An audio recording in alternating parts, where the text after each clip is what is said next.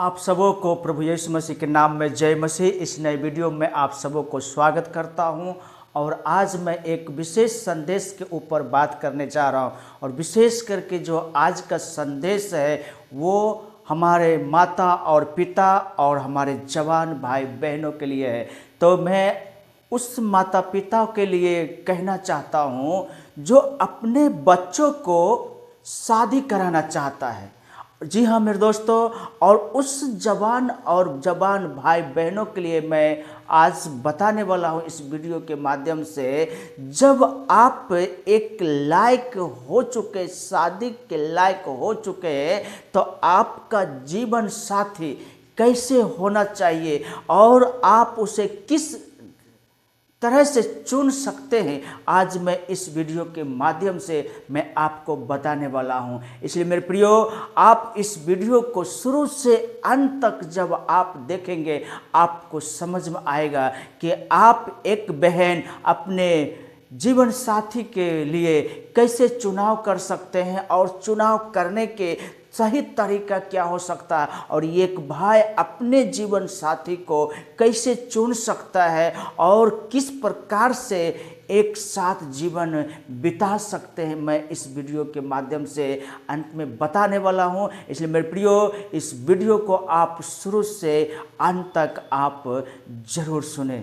आइए हम परमेश्वर के वचन की तरफ जाएंगे और सबसे पहला है जीवन साथी विश्वासी होना चाहिए। मेरे प्रियो, मैं ये बात क्यों आपको बोल रहा हूँ, आज बहुत से लोग क्या करते हैं, प्रार्थना करते हैं और कहते हैं प्रभु जैसा हो सके, जो भी हो सके मेरे जीवन में आप दे दीजिएगा। इस प्रकार से लोग जो है आज प्रार्थना करते हैं, लेकिन प्रभु यीशु मसीह हमारे लिए एक आदर्श बन चुका है और मैं और आप सब उसी के फॉलोवर है मेरे प्यारे भाई बहनों। लेकिन जब प्रभु यीशु मसीह गतसमनी बगीचा में वो जब प्रार्थना कर रहे थे तो वो किस प्रकार से प्रार्थना कर रहे थे कि हे पिता, मेरी इच्छा नहीं बल्कि तेरी इच्छा पूरी होनी पाए। जी हाँ मेरे दोस्तों, ये जब प्रार्थना यीशु मसीह किया है कि मेरी इच्छा नहीं बल्कि तेरी इच्छा पूरी हो, तो मैं भी अपनी प्रार्थना में मेरे भाई, जवान भाई और बहन, जब आप शादी के लायक हो चुके हैं और आपको एक जीवन साथी, जीवन संगनी की जरूरत है, तो आपकी प्रार्थना कैसे होनी चाहिए। जिस प्रकार से प्रभु यीशु मसीह ने प्रार्थना किया कि मेरी इच्छा नहीं बल्कि आपकी इच्छा पूरी हो, और उसी प्रकार से जब आप प्रार्थना करेंगे प्रभु मेरे लिए आप दीजिएगा, आपकी इच्छा के अनुसार मेरा जीवन साथी मिले, मेरा जीवन संगनी मिले, और जब इस प्रकार से आप प्रार्थना करेंगे मेरे प्रियो, आपका जीवन साथी और आपका जीवन संगनी सही मिलेगा। ये प्रभु के अनुग्रह है। जी हाँ मेरे दोस्तों, परमेश्वर के वचन को पढ़ने के लिए निकालेंगे दूसरी कुरिन्थी उसका 6 अध्याय और उसका 14 पद। पहला क्या है, जीवन साथी विश्वासी होना चाहिए। आइए हम परमेश्वर के वचन को पढ़ेंगे। अविश्वासियों के साथ आसमान जुए में ना जूतो, क्योंकि धार्मिकता और अधर्म का क्या मेलजोल, या ज्योति और अंधकार की क्या संगति, और मसीह का बलियाल के साथ क्या लगा, या विश्वासी के साथ अविश्वासी का क्या नाता। जी हाँ मेरे दोस्तों, परमेश्वर का वचन यहाँ पर बताता है जब हम एक विश्वासी है तो हमारा जीवन साथी, हमारा जीवन संगनी विश्वासी में होना बहुत ज़रूरी है। अगर हम विश्वासी के साथ हम शादी और विवाह नहीं करते मेरे प्रियो, आपका जीवन बर्बाद हो सकता है। जी हाँ मेरे दोस्तों, क्योंकि परमेश्वर के वचन हमें बताता है अविश्वासी के साथ विश्वासियों का कोई लगाव नहीं होना चाहिए। ये आप एक जीवन साथी ढूंढ रहे हैं, जीवन संगनी खोज रहे, मैं उसके अंदर में मैं आपके साथ बात कर रहा हूँ। क्योंकि आप एक विश्वासी, तो आपका जीवन साथी विश्वासी होना बहुत ज़रूरी है। और परमेश्वर का वचन बताता है ज्योति और अंधकार के साथ मेल नहीं हो सकता है। जी हाँ, और मसीह का बलियाल के साथ लगाव नहीं, विश्वासी के साथ अविश्वासी का क्या नाता। जी हाँ मेरे दोस्तों, इसलिए एक सही चुनाव हमारे आपके जीवन में होना बहुत ज़रूरी है। और ध्यान रखें, आप विश्वासी है तो आपका जीवन साथी विश्वासी होना चाहिए। लेकिन कैसे विश्वासी, इसमें भी आपको ध्यान रखना है। एक विश्वासी समर्पित और आत्मिक अनुशासन में जीने वाला होना चाहिए। बहुत प्रकार के विश्वासी है, आप उस विश्वासी के साथ शादी विवाह भी नहीं कर सकते जो सिर्फ चर्च जाते हैं लेकिन वो बाइबल नहीं पढ़ते, वो अनुशासन में नहीं है, वो उसका सही जीवन जीने का तरीका नहीं है। आप उनके साथ भी अगर आप शादी करते हैं मेरे प्रियो, आप फंस जाएंगे। इसलिए आपको होना चाहिए एक अच्छा विश्वासी, वो भी समर्पित विश्वासी, एक आध्यात्मिक जीवन जीने वाला, एक अनुशासन में चलने वाला, अनुशासन में रहने वाला व्यक्ति होना चाहिए। जी हाँ, मैं अगर इस प्रकार से नहीं है तो बहुत मुश्किल हो सकता है। और आप ये कहेंगे कि ऐसा व्यक्ति कहाँ मिलेगा, तो आइए हम परमेश्वर के वचन को हम पढ़ने के लिए निकालेंगे। भजन संहिता उसका 32 उसका 8, मैं तुझे बुद्धि दूंगा और जिस मार्ग में तुझे चलना होगा उसमें मैं तेरी अगुवाई करूंगा। मैं तुझ पर कृपा दृष्टि रखूंगा और सत्य दिया करूंगा। परमेश्वर के वचन हमें बताता है आपको चुनाव करना है, तो परमेश्वर के वचन बताता है मैं तुझे बुद्धि दूंगा। जब आप परमेश्वर से प्रार्थना करेंगे, परमेश्वर मैं सही चुनाव कैसे कर सकता हूँ, मैं अपने जीवन साथी को कैसे चुन सकता हूँ जो हमारे लिए उचित हो सकता है, जो हमारे लिए सही हो सकता है, जो आपके रास्ते पर चलने वाला होगा। जब इस प्रकार से आप परमेश्वर से प्रार्थना करेंगे तो परमेश्वर आपको एक उचित बुद्धि देगा और जिस मार्ग में आपको चलना है, जिस उद्देश्य से आप परमेश्वर से प्रार्थना किया, आप एक बहन है तो आपके लिए एक पति चाहिए, आप एक भाई है आपके लिए एक पत्नी चाहिए, तो परमेश्वर के वचन बताता मैं उस रास्ते में पति पत्नी के सही चुनाव में मैं तेरा मार्गदर्शक करूंगा। जी हाँ मेरे दोस्तों, अगुवाई करूंगा, मैं तुझ पर कृपा दृष्टि करूंगा, मैं तुझ पर सम्मति तुझे दिया करूंगा। परमेश्वर का वचन हमें बताता है। इसलिए आपको जब इस रास्ते में जब आप चल रहे हैं और आपको एक जीवन साथी चाहिए तो आप अपने मन से कुछ मत कीजिए। कुछ लोग क्या करते हैं, प्यार मोहब्बत करके शादी कर लेते हैं। मेरे प्रियो, ये बहुत गलत है, ऐसा नहीं होना चाहिए। सही चुनाव, ये शादी और विवाह जो है ये बार बार नहीं हो सकता है और ये गुड्डा गुड्डी का खेल नहीं है। इसलिए इसमें धैर्य पूर्वक आपको सही चुनाव करना है। और ये चुनाव जब आप परमेश्वर की निगरानी में करेंगे तो आपको एक अनुशासित व्यक्ति, बुद्धिमान व्यक्ति, समझदार व्यक्ति, पति का एक जिम्मेदारी निभाने वाला व्यक्ति और पत्नी का एक संभालने वाला पति आपको मिल सकता है, ये परमेश्वर से प्रार्थना के बाद। और उसमें उम्र, कुछ लोग चाहते हैं कि कौन सा उम्र का होना चाहिए, तो मेरे प्रियो बाइबल में उम्र के बारे में नहीं बताया गया है, लेकिन आप जानते होंगे आदम को पहले बनाया गया और हवा को बाद में बनाया। इसलिए उम्र में लड़का बड़ा होना चाहिए और लड़की छोटी होनी चाहिए, क्योंकि लड़की जो है 18 के उम्र पार होता है तो वो मैच्योर हो जाती है और उसका बुद्धि जो है वो बड़ा हो जाता है। इसलिए 18 और 20-21 ये होना बहुत ज़रूरी है। और दूसरा बात है, अपने पैरों पर खड़ा होकर परिवार को संभालने वाला होना चाहिए। उम्र के कोई मतलब नहीं है।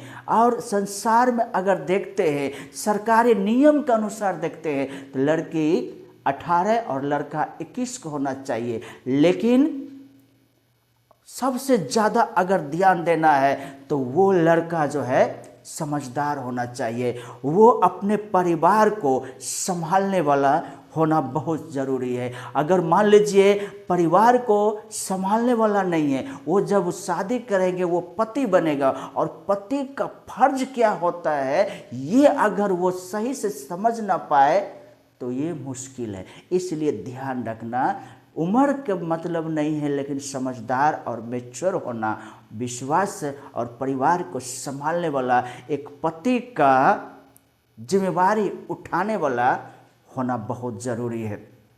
और पारिवारिक पृष्ठभूमि भी हमें देखना बहुत ज़रूरी है। किसी किसी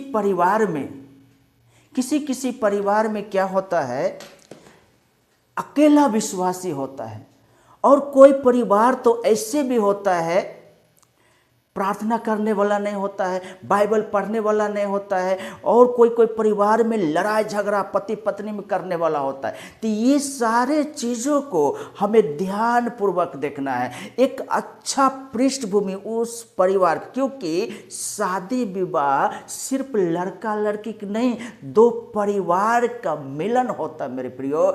इसलिए परिवार का पृष्ठभूमि भी अच्छा होना चाहिए, पूरा परिवार विश्वासी होना चाहिए, प्रार्थना करने वाला होना चाहिए, गिरजा जाने वाला होना चाहिए, दान दशमांश सही समय पर चर्च में देने वाला होना चाहिए। और ज़्यादातर ये भी ध्यान देना है कि वो कर्ज में डूबे हुए नहीं है, ये भी ध्यान देना है कि लड़का कमाऊ नहीं है। मेरे प्रियो, बहुत बातों को ध्यानपूर्वक देख करके हमें इस शादी विवाह को करना बहुत ज़रूरी है। इसलिए पारिवारिक पृष्ठभूमि बहुत ही महत्वपूर्ण है, और लड़का और लड़की को ये भी देखना है चरित्रवान होना बहुत महत्वपूर्ण है।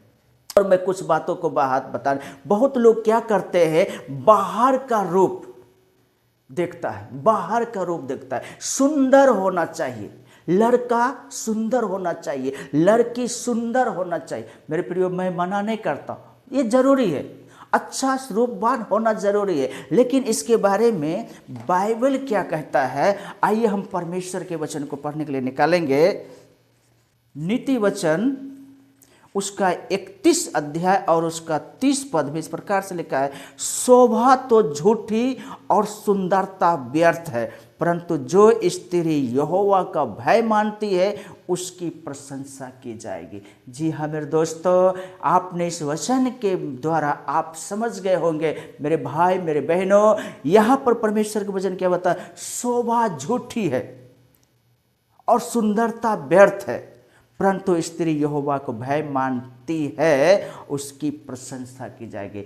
परमेश्वर के साथ साथ चलने वाला होना चाहिए, प्रार्थना करने वाली, बाइबल पढ़ने वाली, घर को संभालने वाली होना चाहिए, रूपवान नहीं लेकिन परमेश्वर के भय मानने वाला एक अच्छा जीवन सांगनी होना चाहिए, एक अच्छा जीवन साथी होना चाहिए। इसलिए परमेश्वर के वचन हमें बताता है, रूप को देख कर के नहीं, उनका गुण को देख कर के, व्यवहार को देख कर के, उनका चरित्र को देख कर के, प्रभु में कितना मजबूत है, प्रभु में कितना आत्मिक है, कितना प्रभु में अनुशासित है, ये देख कर के हमें शादी करना बहुत ज़रूरी है। जी हमारे दोस्तों, और कुछ बात ये है कि लोग जात पात पर भी ध्यान देते हैं। परमेश्वर का वचन हमें क्या बताता है, ऐसे लोगों को जाति में शादी करने के कारण कुछ अच्छे रिश्ते हाथ से निकल जाते हैं, लेकिन हमें जाति के बारे में भी नहीं सोचना, क्योंकि प्रभु ने हमें क्या कहा, गलातियों की किताब उसका 3 अध्याय और उसका 28 पद में परमेश्वर का वचन इस प्रकार से लिखा है, अब ना कोई यहूदी रहा और ना कोई यूनानी, ना कोई दास ना स्वतंत्र, ना कोई नर नारी, और क्योंकि तुम सब मसीह यीशु में एक हो गए हो। मेरे प्रियो, परमेश्वर के वचन बताता है अब हमें जाति को नहीं देखना, क्योंकि प्रभु में कोई जाति नहीं रहा, सब प्रभु में एक हो गया है। इसलिए सिर्फ देखना है तो उसका विश्वास प्रभु में कितना मजबूत है, वो आपके लिए कितना सही है, ये चीज़ को देखना है। इसलिए सबसे अच्छा तो अरेंज मैरिज ये होना बहुत ज़रूरी है मेरे प्रियो, क्योंकि परमेश्वर के वचन हमें कहीं भी नहीं बताया है लव मैरिज करने के लिए। जी हाँ मेरे दोस्तों, इसलिए आप ध्यान रखें, और जब आप इस प्रकार से शादी और विवाह को करते हैं अपने माता पिता के द्वारा, जान पहचान बना करके, देख करके, घर द्वार देख करके, अच्छे रीति से जानकारी प्राप्त करके जब आप इस शादी विवाह को करते हैं भाई बहन, तो आप दोनों को दोनों खुश रह सकते हैं। अन्यथा मैं आपको और भी कुछ विशेष बात यहाँ पर बताने वाला हूँ, जो आप सुनेंगे आप समझ में आएगा। मेरे प्रियो, इस वीडियो को आप स्किप मत कीजिए, इसके बाद जो मैं आपको बताने वाला हूँ वो और भी ज़बरदस्त होने वाला है। जी हाँ मेरे दोस्तों, कुछ लोग शादी ऐसी होती है, कुछ लोगों को शादी इस प्रकार से होती है जो मैं आज अभी आपको बताने वाला हूँ। वो सोचता है कि कभी किसी को अच्छा पति मिला तो पत्नी अच्छी नहीं मिली, पत्नी अच्छी मिली तो पति अच्छा नहीं मिला। ऐसे भी होता है क्योंकि आप समझदारी नहीं बरते होंगे, इस कारण से भी हो सकता है। आइए हम परमेश्वर के वचन को हम देखेंगे, अबीगैल और नबाल के शादी। मेरे प्रियो, पहले शमूएल उसका 25 अध्याय और उसका 3 पद में देख लीजिए। यहाँ पर लिखा है, उस पुरुष का नाम नबाल और उसकी पत्नी का नाम अबीगैल था। स्त्री तो बुद्धिमान और रूपवती थी, परंतु पुरुष कठोर और बुरे बुरे काम करने वाला था, वह काले बंशी था। जी हाँ मेरे दोस्तों, यहाँ पर परमेश्वर के वचन बताता है सही जोड़ा होना बहुत ज़रूरी है, और सही जोड़ा को आप अच्छी रीति से समझ करके बिना प्रार्थना से आप सही जोड़ा को प्राप्त नहीं कर सकते हैं। लेकिन यहाँ पर जो आप देखते हैं, पत्नी रूपवान गुणवती सब कुछ उसमें अच्छाई है, लेकिन जो पति नबाल है मेरे प्रियो, वो बुरे बुरे काम करने वाला था, और एक दिन उसका पति मर जाता है, और यहाँ पर अबीगैल दाऊद के साथ में विवाह कर लेती है। और दूसरा है दाऊद और मिकल, अय्यूब और उसका पत्नी। दाऊद तो अच्छा पति थे, लेकिन मिकल अच्छी पत्नी नहीं बन पाया। अय्यूब अच्छा पति था, लेकिन उसका पत्नी अच्छी पत्नी नहीं बन पाया। मेरे प्रियो, यहाँ पर हम आपको देख सकते हैं कि जोड़ी, पति पत्नी का जोड़ी किस प्रकार से है। इसलिए सही जोड़ा होना बहुत ज़रूरी है, और ये सही जोड़ा परमेश्वर के अगुवाई में जब आप मांगेंगे आपको मिल सकता है। और आखिरी जो है जकरिया और एलीशिबा को आप देख लीजिए। परमेश्वर के वचन पढ़ने के लिए निकालेंगे लूका 1 अध्याय और उसका 6 पद में, वे दोनों परमेश्वर के सामने धर्मी थे और प्रभु के सारी आज्ञाओं और विधियों पर निर्दोष चलने वाले थे। यहाँ पर जो जोड़ी है मेरे प्रियो, ये जोड़ी किस प्रकार से है? परमेश्वर के आज्ञा के अनुसार ये दोनों जोड़ी चलने वाला था, और परमेश्वर ने इस दोनों जोड़ी को ऊपर में आशीष दिया। और एक और जोड़ी है मेरे प्रियो, वो अहाब जो इस्राएल का राजा और इजेबेल, ये इजेबेल दोनों पति पत्नी बुरे थे मेरे प्रियो। ये दोनों शादी के एक बंधन में बंधे हुए पति पत्नी है। वहाँ पर हम देखते हैं दाऊद भी पति पत्नी, दाऊद और मिकल पति पत्नी है, अय्यूब और उसकी पत्नी पति पत्नी है। मेरे प्रियो, परमेश्वर का वचन बताता है यहाँ पर अहाब और इजबेल भी, जकरिया और एलीशिबा भी, और अबीगैल और नबाल भी। ये 4 बातें जो मैं आपको बताया, ये दोनों जोड़ी है। लेकिन दोनों जोड़ी में, चारों में से कौन जोड़ी आपको सुटेबल लगा? परमेश्वर के साथ साथ चलने वाला।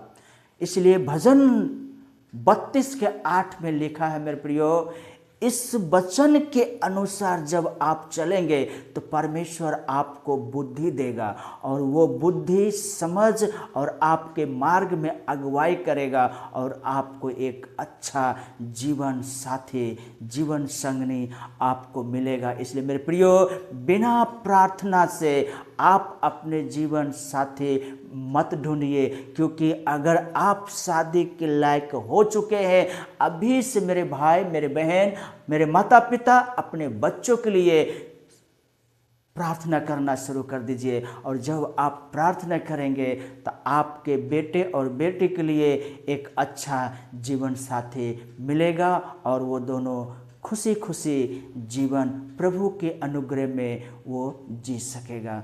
परमेश्वर इस वचन के द्वारा आप सबको आशीष करे। आमीन।